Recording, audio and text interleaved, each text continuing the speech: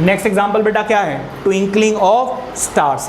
Stars बेटा आपको चमकते हुए क्यों नजर आते हैं, छोटे बड़े अगर आप ध्यान दोगे तो वो स्टार्स छोटे बड़े होते रहते हैं, ट्विंकलिंग करते हैं, ठीक है, उनको हम क्या बोलते हैं, ट्विंकलिंग।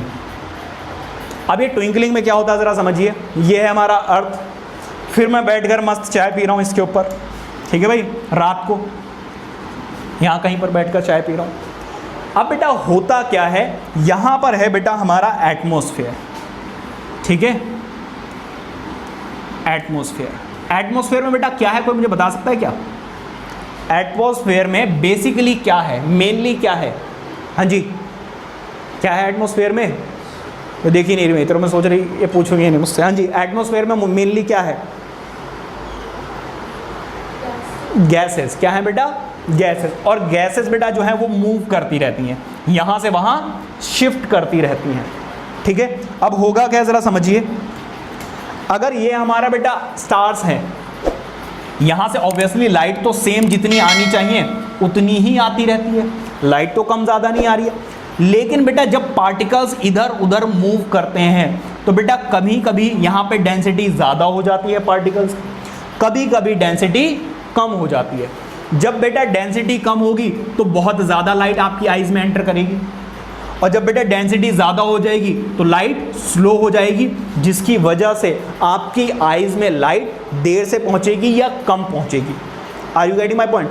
और जिसकी वजह से लाइट जब ज़्यादा पहुंचेगी तो आपको वो ब्राइट नज़र आएगा, जब लाइट कम नज़र आएगी तो आपको डिम नज़र आएगा। और ये बेटा ब्राइटनेस और डिम होने की वजह से ही आपको ट्विंकलिंग करते हुए नज़र आते हैं स्टार्स, या फिर चमकते हुए नज़र आते हैं। Are you getting my point? कोई दिक्कत?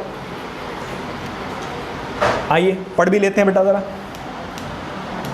क्योंकि लिखोगे क्या जाके, सबसे ज़्यादा इंपॉर्टेंट तो वही है, समझ में आना ज़रूरी है, और फिर एग्जाम में लिखोगे कैसे जाकर, वो ज़्यादा इंपॉर्टेंट है। देखिए ज़रा, the star appears twinkle at night, this is because the light rays coming from a star enters the earth atmosphere, it undergoes refraction due to the different densities of layer। obviously यहाँ पर density कुछ और होगी, यहाँ पर density कुछ और होगी, यहाँ पर डेंसिटी कुछ और होगी, अलग अलग डेंसिटीज में बेटा एंटर करेगी, और पार्टिकल्स भी कम ज़्यादा होते रहते हैं, वो भी एक वजह है।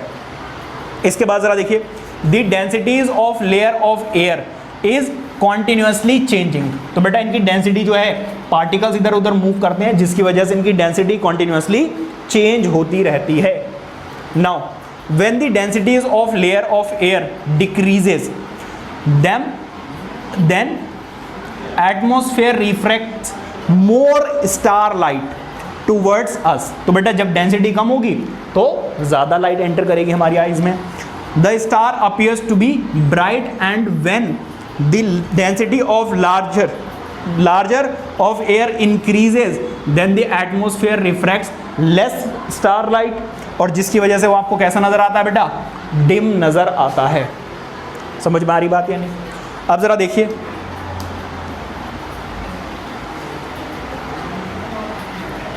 अब जरा देखो यहां पर, in this way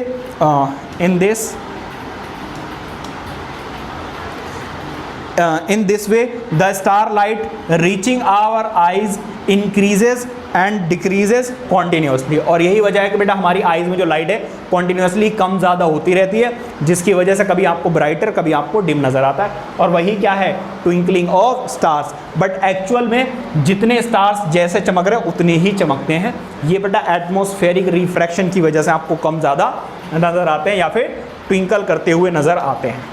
और यही वजह क्या है बेटा, due to this stars appears to be twinkle at night. Easy.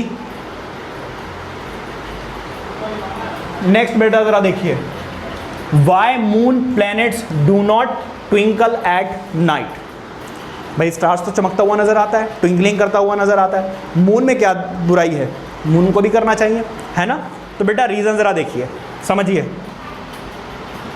यह है बेटा हमारा सन, और ये मान लीजिए ये हमारा क्या है, अर्थ, और ये है मून।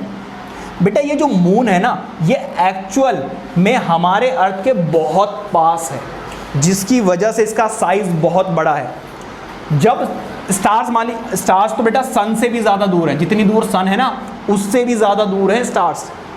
एक्चुअल में कुछ स्टार्स तो आपने पढ़ी होगा कि सन से भी ज़्यादा बड़े होते हैं, है ना, क्योंकि वो बहुत ज़्यादा दूर हैं तो वो आपको ऑलमोस्ट पॉइंट साइज़ के नज़र आते हैं। तो लाइट कम ज़्यादा हो जाएगी तो वो आपको बंद होते हुए और जलते हुए ज़्यादा नज़र आएंगे। लेकिन हमारे जो प्लैनेट्स हैं भाई साहब, ये बहुत बड़े बड़े हैं, ये आपको ट्विंकल करते हुए नज़र नहीं आएंगे, क्योंकि चीज़ें बहुत पास हैं, बहुत बड़ी बड़ी नज़र आती हैं आपको, और यही वजह है कि बेटा वो आपको ट्विंकल करते हुए नज़र नहीं आते हैं। ठीक है, समझिए ज़रा इधर। This is because the planets are very close to us, हमारे बहुत पास में है, so they appears to be quite big to us, और वो हमें काफ़ी बड़े नज़र आते हैं। ठीक है, इसके बाद सो प्लैनेट और moon can be considered to be a collection of a very large number of point source of light. तो बेटा आप ये कह सकते हो वहाँ से बहुत ज़्यादा लाइट आती है हमारे पास, और जब ज़्यादा लाइट आएगी तो थोड़ी बहुत लाइट ऊपर नीचे हो भी गई तो फ़र्क नहीं पड़ेगा। ये जो हमारे पास लाइट आ रही है इसमें भी चेंजेस आ रहे हैं, बेंडिंग हो रही है थोड़ी बहुत, लेकिन बहुत ज़्यादा लाइट आ रही है तो हमें इस चीज़ का महसूस ही नहीं हो रहा है ना।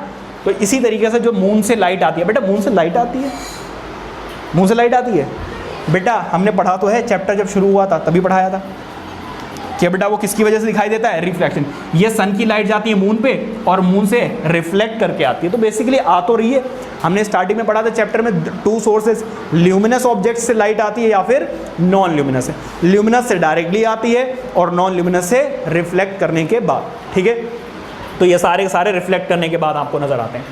नेक्स्ट देखिए ज़रा, the dimming effect produced by the sum of the point sources. तो पॉइंट सोर्स अगर कोई होगा वहाँ से तो डिमिंग हो सकती है, बट लार्ज ऑब्जेक्ट से बेटा ऐसा पॉसिबल नहीं।